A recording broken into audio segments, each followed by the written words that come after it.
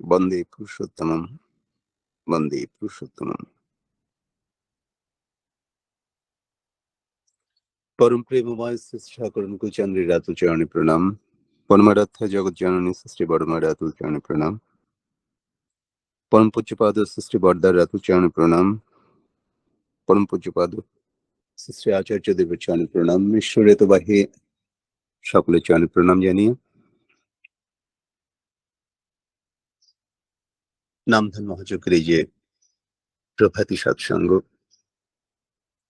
আমরা সবাই মিলিত হয়েছি প্রিয় পরমের পুত পবিত্র পাঞ্জেধারী ঋত্বিক বিন্দু অথচ জাজ খ্রিস্টপ্রাণ দাদা ও মায়েরা প্রত্যেকের জন্য যথাযোগ্য মর্যাদায় শ্রদ্ধাবনত স্নেহল প্রীতিময়ের আনন্দিত জয়গুরু।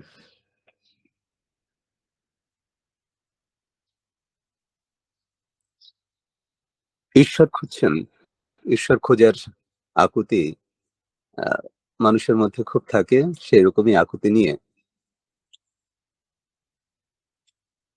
কেদারনাথ ভট্টাচার্য ঈশ্বর খুঁজছেন।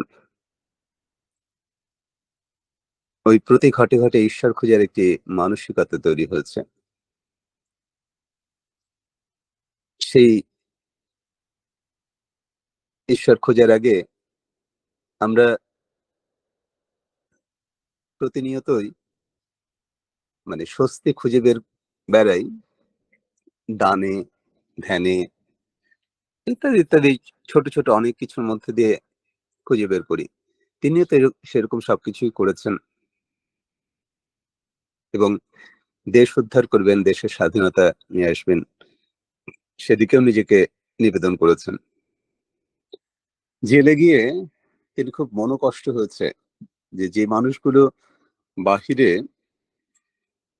দেশ উদ্ধার করার জন্য বড় বড় কথা বলেন, তারা জেলে এসে নিজেদের ছোট্ট একটু স্বার্থের জন্য যে ব্যবহারগুলো করেন বা যা করেন তা তাকে খুব কষ্ট দিয়েছে।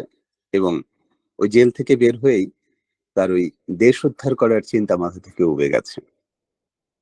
ইতিমধ্যে তিনি যেহেতু দেশ উদ্ধার করার কাজে ব্রতী হয়েছেন, সেই জন্য তার ডাক্তারি ডিগ্রিটা আর গ্রহণ করা হয়নি।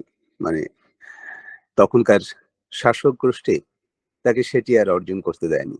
কিন্তু নিজের দক্ষতা ও যোগ্যতায় সার্টিফিকেট না পেলেও ডাক্তারি করার যে সামর্থ্য, সেই সামর্থ্য তিনি অর্জন করেছেন এবং তিনি এসে তার এলাকায় ডাক্তারি করছেন রাজবাড়িতে। এই যখন তার অবস্থা, তার মধ্যে প্রতিনিয়তই খুঁজে বেড়াচ্ছেন ঈশ্বর। এই ঈশ্বর খোঁজার আকুতি প্রতিনিয়ত তার মধ্যে। আজ যেমন ডিপি ওয়ার্ক চলছে, আমার প্রিয় পরম যখন ছিলেন তখনও এই যাজন পরিক্রমা চলতো, ফিল্ড ওয়ার্ক বলা হতো।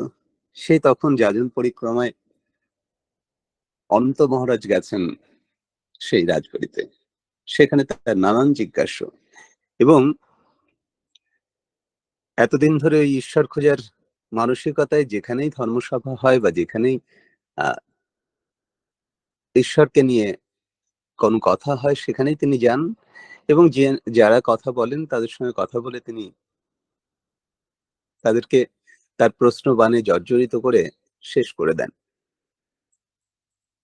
এই একই রকম করে অনন্ত মহারাজকেও তিনি অনেক প্রশ্ন করেছেন। অনন্ত মহারাজ একটি উত্তর দিয়েছে, দেখুন একটু করে দেখুন, যদি একটু করে দেখেন, করে দেখলে বুঝবেন যে ঈশ্বর পাওয়া যায় কি যায় না। আর যদি মনে হয় না পাওয়া যাচ্ছে না, তাহলে ছেড়ে দেবেন, সেটাতে তো আর কোনো সমস্যা নেই। এই করে দেখুনের আহ্বানে তিনি সাড়া দেন এবং তারপরে তিনি ওই সার্টিফিকেট বিহীন ডাক্তার, মুকুটবিহীন রাজা, এই এক প্রতিপত্তির অবস্থায় তিনি আমার প্রিয় পরমকে নিয়ে এতই মেতে ওঠেন যে প্রিয় পরমের আদর্শ তার কাছে পরম হয়ে যায়।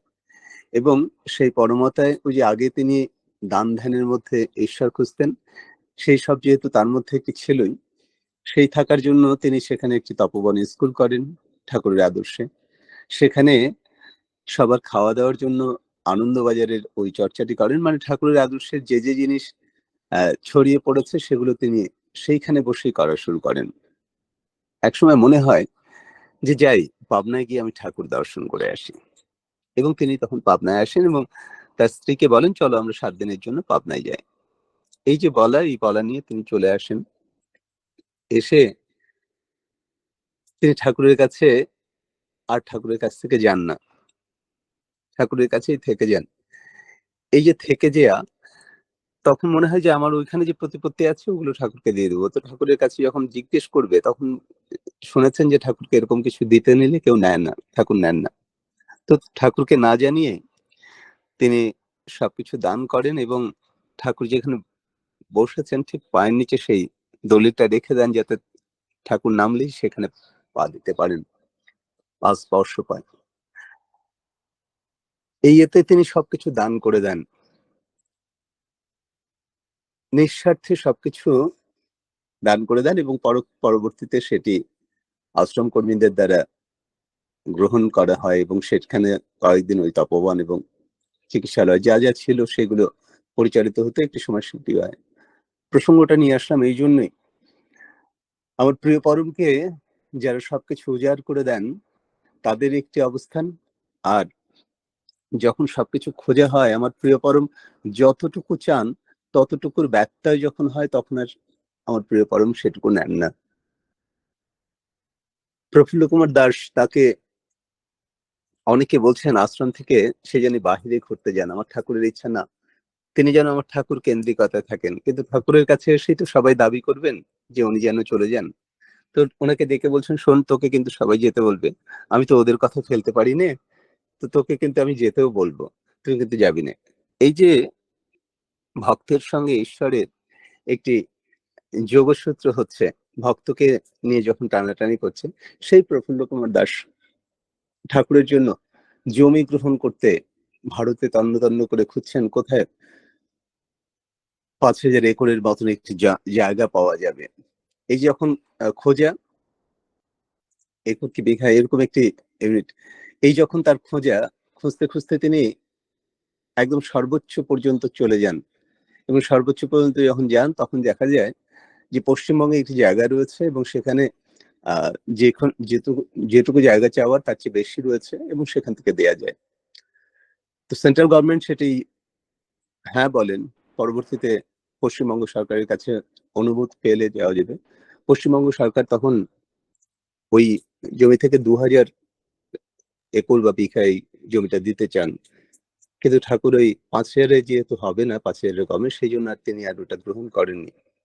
আমার ঠাকুর যখন যেখানে যেটুকু গ্রহণ করার সেটুকুই গ্রহণ করেন। এর চেয়ে বেশি বা কমে যখন আমরা দিতে যাই বা করতে যাই, সেটুকু আমাদের করা হয়ে ওঠে না। আমাদের প্রত্যেকের জন্য তিনি বিধান বিধিত করে দিয়েছেন এবং প্রতিটি সত্তার জন্য তিনি বিধান বিধিত করে দেন। আমরা যখন সত্তার বৈধি সত্তার বাহিরে দাঁড়িয়ে অন্য কোনো পন্থাকে নিজের জীবনের পাথেয় করে নেই, তখন আমাদের জন্য কষ্ট এবং দুঃখ বহন করার পথ তিনি উন্মুক্ত করেন। এটি হচ্ছে সত্তা, মানে ব্যক্তি সত্তা একক প্রয়াসে এই কাজগুলো করে ফেলে। এটা জানতেই করি আর অজান্তেই করি। আর জানতে করাটা আমাদের যারা একটু, একটু করে যুক্ততায় থাকি তাদের মধ্যে একটু জানতে করার ভাবটি বেশি হয়ে ওঠে। কারণ আমরা যারা জেনে করি তাদের একটি ভাব, আর যারা না জেনে করি তাদের আরেকটি ভাব।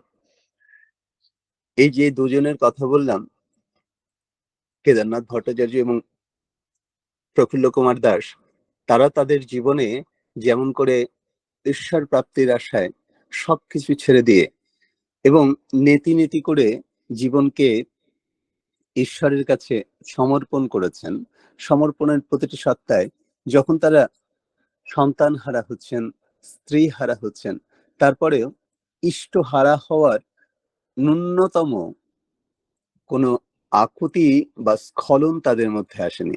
কিন্তু আমরা আহ এই আজকে একটু নাম করলাম, নাম করে আজকে শ্রদ্ধেয় দেবপ্রসাদ ব্যানার্জি দাকে বললাম, কালকে না আমার অমুক হয়েছে, আমার এটা সারছে না, কেন যে সারছে না আপনি একটু আমার জন্য নাম করবেন।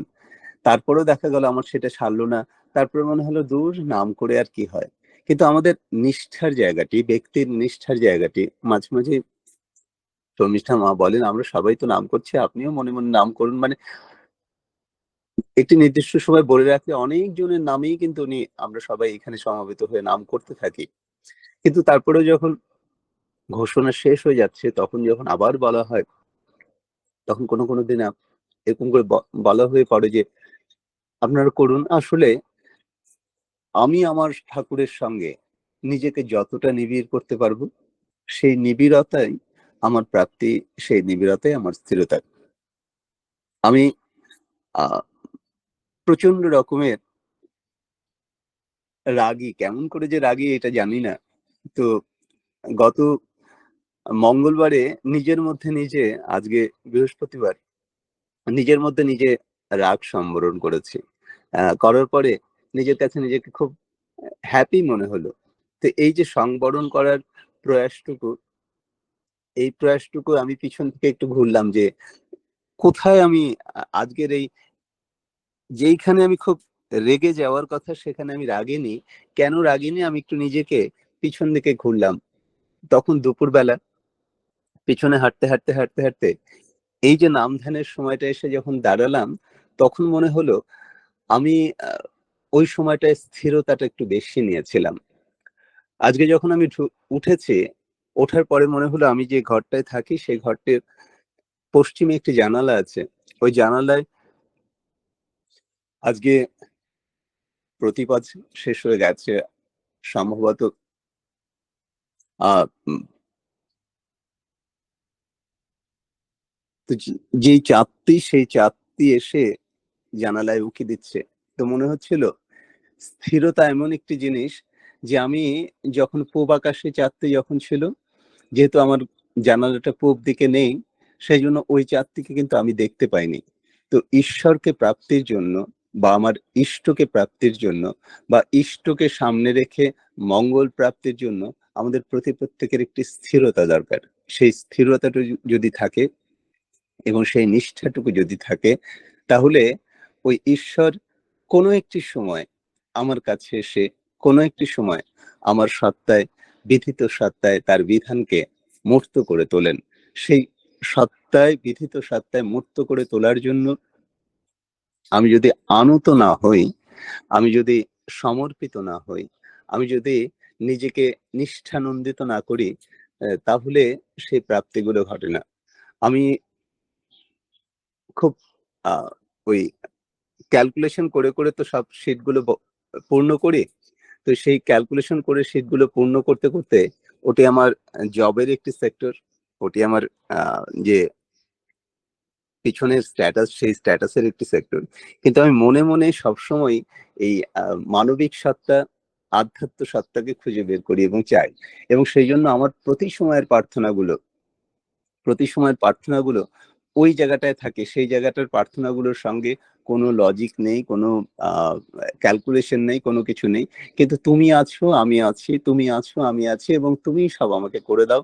এই ছোট্ট একটু ভাব আমি থাকি জন্য ওই সেই মঙ্গলবারের সেই দুপুরের পরে আমি যখন ফিরে আসছি, তখন অফিস থেকে ফিরে আসছি। দুপুরে আ খাওয়া-দাওয়া করে অফিসে গেছি। অফিস থেকে যখন ফিরে আসছি, তখন আমি আ আ না, এটা আমি আরেকটা আগের দিনের কথা বলছি। সোমবারে। সেদিন আমার একটি আ মেসেজ আমাকে খুব বেশি আ ক্ষুব্ধ করেছে, একটু বিচলিত করেছে। মনে হচ্ছিল সে তো এরকম চাই করে না। কেন তার মেসেজের মধ্যে মনে হলো তার মধ্যে খুব আকাঙ্খা, এটা চাচ্ছি, সেটা চাচ্ছি, এরকম একটি আকাঙ্খা। আমি মেসেজটা পড়তে, পড়তে আমি অফিস থেকে যখন ফিরছিলাম, ফিরে এসে আ আমি নিজেকে একটু উন্মুক্ত করলাম। ওই মেসেজটি একটি পাতায় আর আমি আমাকে আরেকটি পাতাতে উন্মুক্ত করলাম। আমি যখন উন্মুক্ত করেছি, আমার অনেক দিনের আকাঙ্ক্ষার একটি জায়গা ছিল। কেউ একজন আমাকে এসে এই জিনিসটা শিখিয়ে দেবে। আমার ঠাকুর সেদিন সেটি পূরণ করলেন। আমি সেদিনও আমি আমার ঠাকুরকে খুঁজছিলাম যে এতদিন পরে এটি আমার অব্যক্ত একটি ইচ্ছা। সেই ইচ্ছাটি আজকে পূরণ হলো। সেই অব্যক্ত ইচ্ছাটি আজ থেকে অনেক বছর আগের। যখন থেকে আমি কলম ধরি তখন থেকে ইচ্ছা যে কেউ একজন আমাকে এসে এই জিনিসটি শিখিয়ে দেবে, এবং কেউ একজনকে আমি স্থির করে রেখেছিলাম। সেই কেউ একজনটা কে? আমার ঠাকুর। সেই কেউ একজনকে ততদিন পরে, তত বছর পরে, তত যুগ পরে, যাকে আমি প্রতিদিনই দেখি, কথা বলতে পারি, যার সঙ্গে ফোন করতে পারি, চিঠি লিখতে পারি, সে আমাকে এসে ওটা শিখিয়ে দিচ্ছেন যে এটা না এইভাবে করতে হয়। আমরা যতটুক পর্যন্ত ঠাকুরকে ধরি, ততটুক পর্যন্ত আমাদের যার যেখানে যে আকাঙ্ক্ষা, আমার ঠাকুর যতই ওই যে নিষেধের শিরদাঁড়াটি সামনে দাঁড় করিয়ে দিয়েছেন আমাদের, সেই নিষেধটুকুই তিনি বারবার করে পরিপূরণ করেন। শুধুমাত্র এই একটি জিনিস যদি আমার মধ্যে জেগে ওঠে, সেটি হচ্ছে ঠাকুরত্ব। ওই ঠাকুরত্ব জেগে ওঠা মানে আর কিচ্ছু না, যে ওই পরম সত্তার সঙ্গে পরম সত্তার মিলনের যে জায়গাটা, সেই জায়গাটি, কন্ডাক্টিভিটিটা যদি আমাদের মধ্যে তৈরি হয়ে যায়, তাহলে তিনি আমাদের প্রত্যেকের মনের ইচ্ছা পূরণ করেন। সে রোগ, শোক, গ্রহ দোষ যত কিছু আছে, যত আকাঙ্ক্ষা আছে, যত কিছু আছে, সবকিছু পূরণ করেন। কিন্তু আমরা ওই প্রাপ্তির জায়গায় যেতে যেতে যদি নিজেকে ওই তাকে ভেবে বসে পড়ি, এবং আমরা প্রাপ্তির জায়গায় যেতে যেতে যদি নিজেকেই নিজের দাড়ি বা ফুল স্টপে দেখে দেই, তাহলে আর তাকে পূর্ণভাবে পাওয়া হয় না। আমাদের প্রত্যেকের মধ্যে সেই পূর্ণতা অর্জনের আকাঙ্ক্ষাটুকু উন্মুক্ত থাকুক, এবং আজকের এই প্রভাতিতে, এই মাঙ্গলিক ক্ষণে আমাকে ছোট আহ্বান করার জন্য পরম কৃতজ্ঞতায় আবারও আমার প্রিয় পরমের রাতুল চরণে প্রণাম করছি। দাদা বন্দে আরো বলুন, পুরুষোত্তম। দাদা আরো বলুন, 10 মিনিট বলুন, আরো 10 মিনিট বলুন, আরো বলুন দাদা, দশ ঠাকুরের মিনিট কাছে খুব আকাঙ্ক্ষা নিয়ে একজন গেছেন যে আমি Grazie sono ঠাকুরের tornata su le PT. আমি যদি ঠাকুরের কাছে যাই, তাহলে আমার এই প্রাপ্তিটুকু হবে। তো তিনি ঠাকুরের কাছে গেছেন, তার প্রাপ্তির আশাকে আহ, খুলে নিয়ে গেছেন যে এই প্রাপ্তিটুকু হবে। তিনি যখন চলে আসছেন তখন মানে প্রণাম করেছেন, বসেছেন, অনেকক্ষণ ছিলেন, বসে প্রণাম করে চলে আসছেন। ঠাকুর জিজ্ঞেস করছে, বললি না তো? তো সে একটু বিচলিত হয়ে গেছে যে আহ, আমি আর কি বলবো, আমি তো মনে মনে করে নিয়ে এসেছি যে তার কাছে গিয়ে প্রণাম করলেই হবে, কি বলবো। ঠাকুর তারপরে বলছে, কি রে, বললি না তো? তখন তিনি বলছেন, আপনি তো সব জানেন। তাকে ঠাকুর আবার বলছেন, তুই তো সব জানিস। মানে ঠাকুর মাঝে মাঝে এমন করেই ভাব প্রকাশ করতেন যে আমি কিছু নয়, তুই কিছু, মানে অন্যকেই বড় করে দেওয়ার প্রয়াস সামনে রাখতেন। এবং সেই সেই প্রয়াসের একটি সময় একটি সূচিপত্র তৈরি করা হচ্ছে। সূচিপত্র তৈরি করেছেন, ওই যে বলেছিলাম প্রফুল্ল কুমার দাস, তিনি সূচিপত্র তৈরি করেছেন। তিনি তখন শুরুর দিকের আশ্রমিক কর্মী। সেই সূচিপত্র নিয়ে পঞ্চানন সরকারদার কাছে তিনি পাঠিয়েছেন, তিনি দেখে দিয়েছেন। এর আগেও প্রফুল্ল কুমার দাস সেই সূচিপত্রটি পূর্বেই পঞ্চানন সরকারের কাছে দেখিয়েছিলেন। ঠাকুর পরে একদিন বলছেন, শোন, পঞ্চানন সরকার তো এখানে অনেকদিন আগের, আজকে যদি তোর সূচিটা নিয়ে নিতাম, তাহলে পঞ্চানন সরকারের মনে কষ্ট হতো। ঠাকুর সবাইকে খুব সম্মিলিত করে নিয়ে বড় করে তোলার প্রয়াস করতেন, এবং সেই সম্মিলিত করে তোলার জন্য কারু কাছে পূর্ণ বেগে উন্মুক্ত হতেন, কারু কাছে একদমই ধরা দিতেন না, কারুকে কাউকে কাউকে অনেক দূরে বা অনেক বড় করে তোলার জন্য অনেক কিছু করতেন, কাউকে কাউকে দূর থেকে কাছে নিয়ে আসতেন। এই যে আমাদের প্রত্যেককে তিনি এক একজনকে এক এক রকম করে, ওই তার লীলার সময় এক একজনকে এক এক রকম করে বিধিত করেছেন, এক একজনকে এক এক রকম করে উন্মোচিত করেছেন। ঠিক তেমনি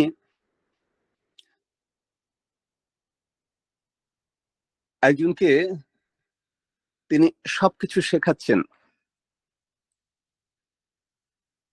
রামকৃষ্ণ দেবের কাছে এসে একজন বলছেন, আমি না সাধনায় অনেক উন্নতি লাভ করেছি, আপনি কি জানেন আমি নদীর জলের উপর দিয়ে হেঁটে চলে আসতে পারি। উনি তুমি বলছেন, আহারে, 30টি পয়সা খরচ করলে তো নৌকায় করে চলে আসতে পারতি, এ আর কি হলো।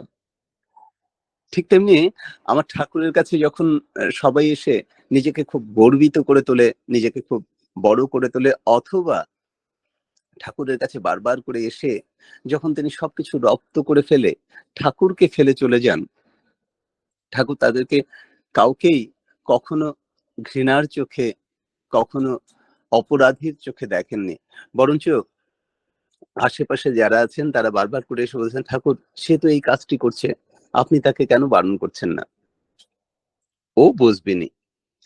এই যে আর কিছুই না, ও বুঝবেনি, এই কথাটার অর্থ বা এই কথাটার মানে আমার কাছে মনে হয়েছে সে সেই জায়গাগুলোই ঠাকুর বলেছেন, মানে ভেবেছেন বা আমার মধ্যে বোধের মধ্যে আমার সেই চৈতন্যটুকু আসবে। কিন্তু আমরা যখন অর্থের, যখন মোহের, যখন প্রতিপত্তির, যখন সম্পর্কের, এই সব কিছুর মোহে থেকে যাই, তখন আর ইষ্ট মোহ বা ইষ্ট আকর্ষণ বা ইষ্ট প্রাপ্তির আকাঙ্ক্ষা আমাদের শূন্যতায় দাঁড়িয়ে যায়, তখন আর সেই শূন্যতা থেকে আমরা বেরোতে পারি না। তাই ইষ্ট ধরা মানে হচ্ছে ইষ্টকে যাপন করা, ইষ্টকে বহন করা, ইষ্টকে মনে রাখা, ইষ্টকে মনন করা। সেই মননের জায়গাগুলো আগে যেভাবে ওই যে সাধন ভজনের মধ্যে দিয়ে সবাই রপ্ত করতো, বা সেই কষ্টতের মধ্যে, বিশাল কষ্টতের মধ্যে ইষ্ট প্রাপ্তির জন্য হতো, কেউ বাড়িতে প্রণাম করে সবাইকে জানিয়ে চলে যেত অনন্তের পথে, তীর্থ তীর্থ তীর্থ তীর্থ করতে চলে যেত, কেউ সবকিছু ছেড়ে দিয়ে বনে জঙ্গলে গিয়ে নিজেকে সমর্পণ করত। আমার প্রিয় পরম সেই জায়গায় এসে, আমাদের এখনকার বর্তমানে এসে তিনি এবার আর আমাদের ওরকম কোনো কিছুর মধ্যে যুক্ত করলেন না, কিন্তু ওই রকমের সবকিছুগুলোই তিনি আমাদের মধ্যে দিয়ে দিলেন। ওই ওই কসরতের সবকিছু গুলোই আমাদের মধ্যে দিয়ে দিয়েছেন, কিন্তু এত বেশি বিথিত করে দিয়েছেন। ওই যেমন আমরা যারা রেডিও দেখেছি, অনেক বড় রেডিও, অনেকগুলো যন্ত্রপাতি সব দেখা যায় ওটার ভিতরটা খুললে, সেই যে খোলা খোলা যন্ত্রপাতিগুলো, অনেকগুলো যন্ত্রপাতি বসানো আছে, ওগুলোর ট্রাঙ্ক গুলো না বলেই বলছি, ওই অনেকগুলো যন্ত্রপাতি আমার মোবাইলের ছোট্ট একটি চিপসের মধ্যে দিয়ে ঢুকিয়ে দেওয়া আছে। আমার ঠাকুরও ওই ছোট্ট করে চিপস তৈরি করে দিলেন, এবং চিপস গুলো কি, যজন যাজন ইষ্টভৃতি। ওই চিপসের নাম দিয়ে দিলেন যজন যাজন ইষ্টভৃতি। তারপরে চিপসটিকে আরেকটু প্রলিপ্ত করলেন, আরেকটু বড় করে দিলেন, আরেকটু কার্যক্ষম করে দিলেন, আরেকটু প্রাণ করে তুললেন সস্তনী সদাচারের মধ্যে দিয়ে। আমরা প্রতিদিনই শুনছি, প্রতিদিনই করছি। আজকের এই প্রাপ্তিটুকু অনেকগুলো নামের পরে শর্মিষ্ঠা মায়ের মুখ থেকে, শ্রদ্ধেয় বিমল কাকার মুখ থেকে নামটি এসেছে, এটি আমার একটি পরম প্রাপ্তি। সেই পরম প্রাপ্তিটুকু আমি এখন যে চিন্তা করতে করতে বলছিলাম, বলতে বলতে মনে হলো কালকে ভোরের যে আমার ইষ্টভৃতিটি ছিল, সেই ইষ্টভৃতিটি মনে হয় আজকের এই প্রাপ্তিটুকু এসছে। আজকে সকালের ইষ্টভৃতিটুকু আমার প্রাপ্তিটুকু না, কালকে ভোরের যে ইষ্টভৃতি আমি করেছি, সেই ইষ্টভৃতির সময় আমার যে প্রাণতা ছিল, এই ছোট্ট ছোট্ট কৃতজ্ঞতা যদি আমি প্রতিদিন একটু বহন করি, তাহলে ইষ্টকে বপন করা হয়, ইষ্টকে যাপন করা হয়, ইষ্টকে বহন করা হয়। নচেত আমরা প্রতিদিন শুনবো যজন যাজন ইষ্টভৃতি, প্রতিদিন শুনবো সস্তনী সদাচার, প্রতিদিন শুনবো দীক্ষা নিলে করণীয় কি, প্রতিদিন আমরা শুনবো নাম ধ্যান করতে হয়, প্রতিদিন আমরা বসবো ঠিকই, কিন্তু ঈশ্বর প্রাপ্তিটুকু হবে না। প্রতিদিন দেবপ্রসাদ ব্যানার্জি দাদার ইষ্ট আলোচনা শুনবো, একদম প্রাণবন্ত করে যেদিন উনি বলবেন যে আমার বোধের মতন করে যেদিন বলবেন, সেদিন আহ করে উঠবো, আনন্দে উদ্বেলিত হয়ে উঠবো।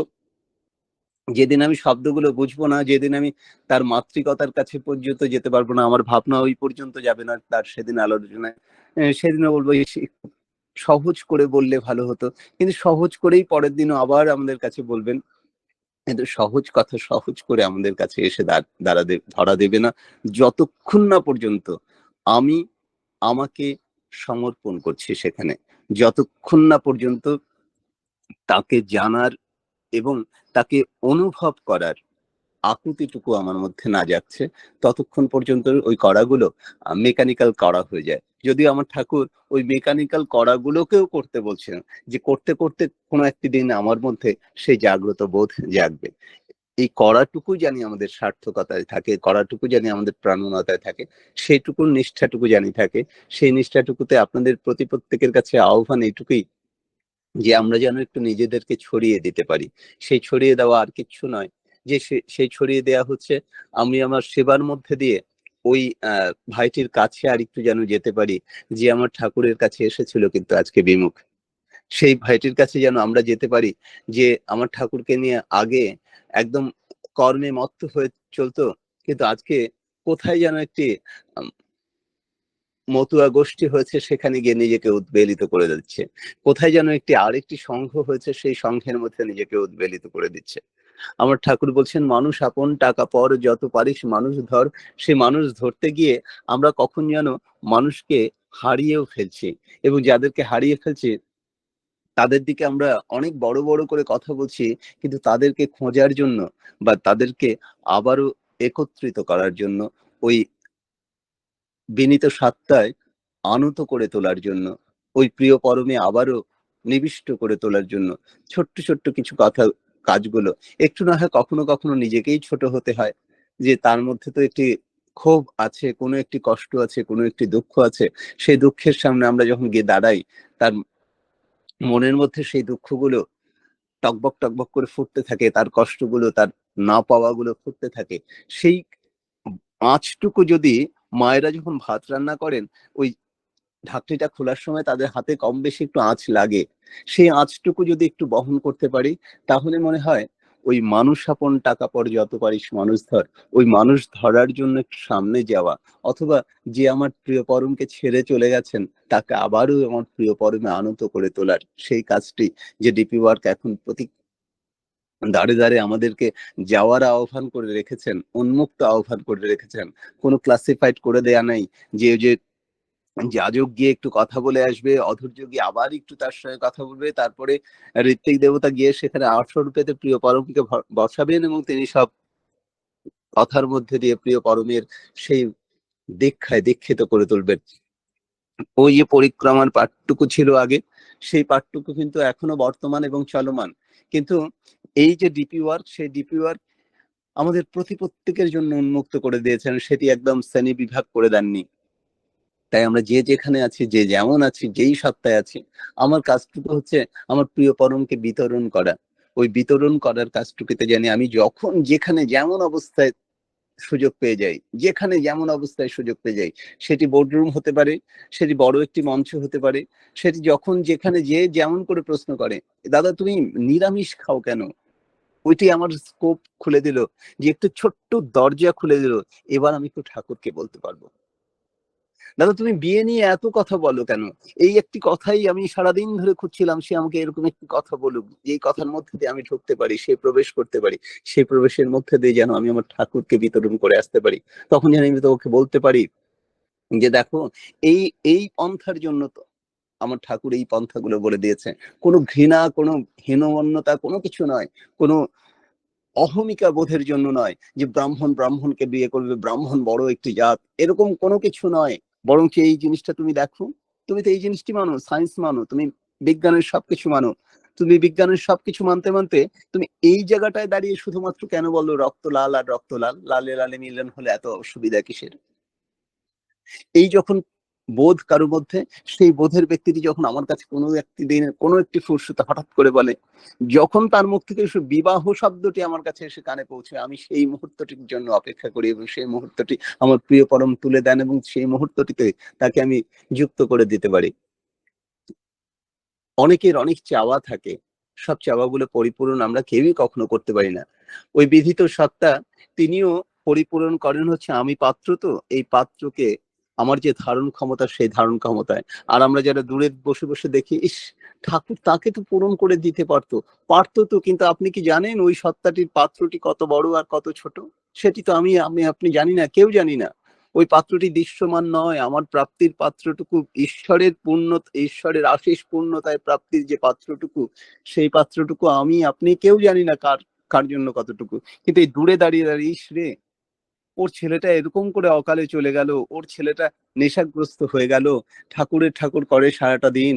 কিন্তু আমি আমি আপনি দূর থেকে যে ঠাকুর ঠাকুর করে দেখছি, বা তার জন্য যে প্রাপ্তির জায়গাটা তিনি তৈরি করে রেখেছেন সেই জায়গাটুকু দেখি না। আমাদের প্রত্যেকের ওই স্ব অবস্থান থেকে ঈশ্বর প্রাপ্তির এবং স্ব অবস্থান থেকে ঈশ্বর বিবেচিত করার, ঈশ্বরের মার্গ দর্শন করার যে আকাঙ্ক্ষা বা পূর্ণতা, সেই পূর্ণতায় আমরা দাঁড়িয়ে দাঁড়িয়ে আমরা ঈশ্বরকে বারবার করে পরীক্ষা নেই। তিনি বলছেন আমি পরীক্ষা নিতে এসেছিলাম, সেখানে তোদেরই আমার পরীক্ষা নিতে হচ্ছে, বারবার আমি পরীক্ষাও দিচ্ছি। আমার ঠাকুরকে শত শত ভার, শত শত কষ্টের মধ্যে পরীক্ষা দিতে হচ্ছে। এই যে পরীক্ষা দেয়ার পাঠে আমার ঠাকুর বারবার করে দাঁড়িয়েছেন এবং বারবার করে দাঁড়িয়ে সবাইকে ওই বিহিত সত্তায় আবারও আনত হতে বলেছেন এবং বারবার করে হাত জোর করে বলছেন পরম পিতার ইচ্ছায় মঙ্গল। এই যে পরম পিতার ইচ্ছায় মঙ্গল করে তিনি নিজে মূর্তমান হয়েও তিনি আমাদেরকে আরো উচ্চ মার্গীয় করে তুলছেন এবং সেই একই রকম ভাবে লীলা করতে করতে বর্তমান আচার্যদেব, তার পূর্ববর্তী শ্রী শ্রী দাদা, তারও পূর্ববর্তী পরম পূজ্য পদশ্রী শ্রী বড়দা, তার প্রিয় পরমকে নিবিষ্ট করে আমাদের মধ্যে চাড়িয়ে দিয়ে চলেছেন, জাগিয়ে দিয়ে চলেছেন, উন্মুক্ত করে দিয়ে চলেছেন। এবং আমরা দেখছি কিন্তু করছি না, পড়ছি কিন্তু বুঝছি না, পড়তে থাকি, আরেকবার পড়ি, প্রথমবার বুঝিনি, দ্বিতীয়বার পড়ি, কোনবার যে আমাদেরকে কখন তিনি এসে জাগ্রত করে দেবেন এটা আমাদের আর জানা থাকে না। ঠাকুর বলছেন চলার পথে যখন হোঁচট খেতে থাকবে তখন একটু চলার সাথীটা খুলে নিস এবং একটু নাম করে খুলে নিস, দেখিস তোর পন্থাটুকু ওর মধ্যে দিয়ে দেওয়া আছে। আমরা কতজন মানি, কতজন নিজেকে ওই জায়গাটায় নিয়ে যাই যে আমার জীবন তো ওই আদর্শের বার্তাগুলো আমি যখন ওই আচার্য পরম্পরার সামনে গিয়ে দাঁড়াতে পারছি না, আমি যখন ওই ঋতুবাহী কারো কাছে গিয়ে দাঁড়াতে পারছি না, আমি যখন ছড়িয়ে ছিটিয়ে থাকা প্রিয় পরমের অসংখ্য ঋত্বিকের কারো কাছে গিয়ে স্বস্তির জায়গা পাচ্ছি না, একটু যদি নিজেকে সমর্পিত করে ওই তার রেখে যাওয়া লিপিবদ্ধ সব গ্রন্থগুলোর মধ্যে আমি আমার প্রিয় পরমকে তখন সেই মুহূর্তে পাবো। এবং তিনি তার সম্মুখে বলে গেছেন যে যখন হোঁচট খাবি চলার পথে, তখন চলার সাথীটা খুলে দেখলে সেখানে স্বস্তির বার্তা আছে।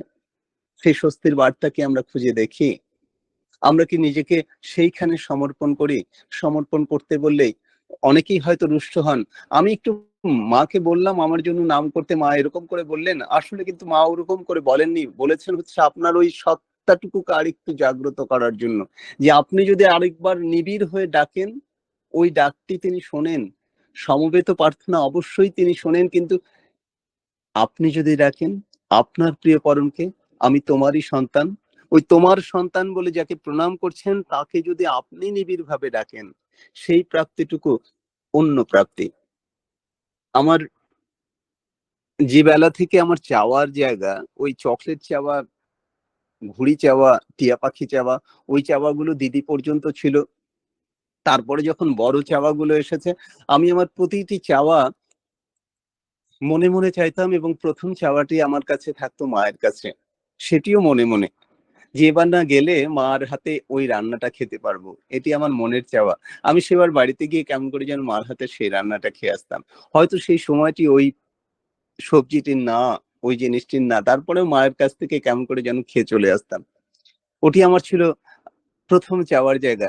ওই জায়গাটি আমি সশরীরে হারিয়েছি, কিন্তু আমার চাওয়ার জায়গাটি ওখানে স্থির রেখে দিয়েছি, যে আমার মায়ের কাছে গেলে ওই যে প্রশান্তি, ওই যে শান্তির জায়গা, ওই যে প্রাপ্তির জায়গা, সেটি আমি মনে মনে, আমার আরো বড় চাওয়ার জায়গাটি, আমার যখন মা চলে যাচ্ছে, আমার মায়ের এই আকুতিটুকু চাওয়াটি আমার প্রিয় পরমের কাছে, তিনি আমাকে প্রতিদিনের জন্য জুড়ে দিয়েছেন।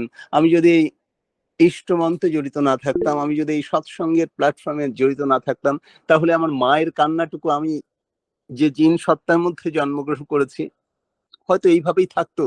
কিন্তু সেই আকাঙ্ক্ষায় আমি হয়তো মা কালীর ভক্ত হয়ে জঙ্গলে চলে যেতাম, অথবা মা কালীর ভক্ত হয়ে গিয়ে কালী মন্দিরে পড়ে থাকতাম। আমার স্বাভাবিক জীবনের কোনো কিছু থাকতো না মায়ের আকুতির টানে। কিন্তু আমার মায়ের আকুতি এখনো আছে এবং সেই পূর্ণতায় আছে, যে পূর্ণতায় আমি মাকে আগের বহন করতাম সেই পূর্ণতায় আছে আমি আমার ঠাকুরকে ধরেছি জন্য। মায়ের সেই আকাঙ্ক্ষাটি ইউনিফাইড করতে পেরেছি, কনসেন্ট্রেট করতে পেরেছি, বিনায়িত করতে পেরেছি। মাকে আমি বহন করতে পারি, মাকে আমি যাপন করতে পারি, মাকে আমি প্রতিটি সত্তায় অনুভব করতে পারি।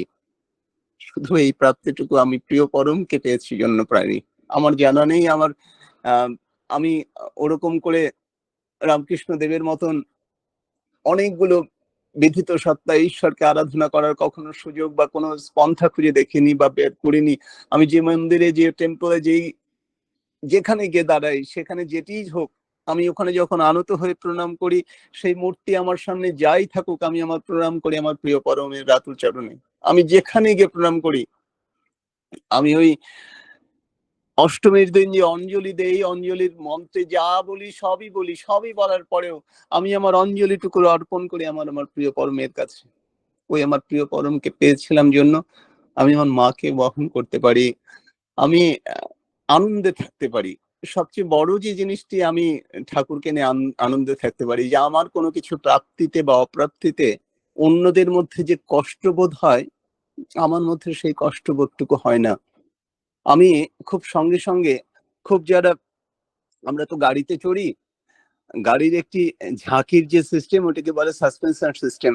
আমি যেহেতু মেকানিক্যাল, ওই সাসপেনশন সিস্টেমটি যেই গাড়ির যত ভালো, শক অবজার্ভ করার ক্ষমতা যেই গাড়ির যত ভালো, সেই গাড়িতে ছোটখাটো খাল খন্দর মধ্যে দিয়ে গেলেও যারা ভিতরে বসে থাকে তারা কোনো কিছু অনুভব করতে পারে না। মনেই হয় না কোনো খালের মধ্যে দিয়ে গাড়িটা চলে গেছে। অথবা দুর্গম পাহাড়ের মধ্যে দিয়ে, পাহাড়ি রাস্তার মধ্যে দিয়ে যাচ্ছে, ওরকম শক অবজার্ভ করার ক্ষমতা সম্পন্ন গাড়িটিতে বসা মানুষগুলো কিছু বুঝতে পারে না। আমার ঠাকুরকে ধরে আমার ব্যক্তি সত্তায় ওই শক অবজার্ভ করার ক্ষমতা হয়েছে। সেই প্রাপ্তিটুকু আমার জীবনের সবচেয়ে বড় প্রাপ্তি। কেউ আমাকে আঙুল দিয়ে দেখিয়ে দিচ্ছে, এই দাদা তুমি না এই জায়গাটায় দাঁড়াতে পারতে, তুমি আজকে এক্সিকিউটিভ ইঞ্জিনিয়ার, আহা তুমি সুপারিনটেন্ডেন্ট ইঞ্জিনিয়ার হতে। আমরা ধুর যা, তুই তোর মতন বলে যা। আমি একটা হাসি দিয়ে করমর্দন করে চলে আসি। কোথায় যেতে পারতাম ওই প্রাপ্তিটুকু তোমাদের নিরিখে না থেকে আমি যা পাচ্ছি বা চলছে, আমি সেখানেই আনন্দ। ও দাদা তুমি এখানে আছো, তোমার সেক্টর তো সেই রকম। কেন, তুমিও ফার্স্ট ক্লাস জব করো, আমিও করি। আমারটা সেই রকমের কি দেখলে তুমি?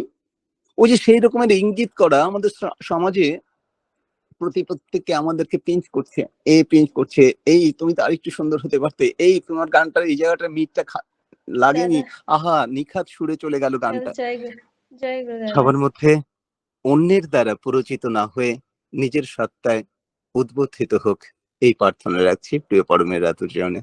মা জয় গুরু, মা জয় গুরু।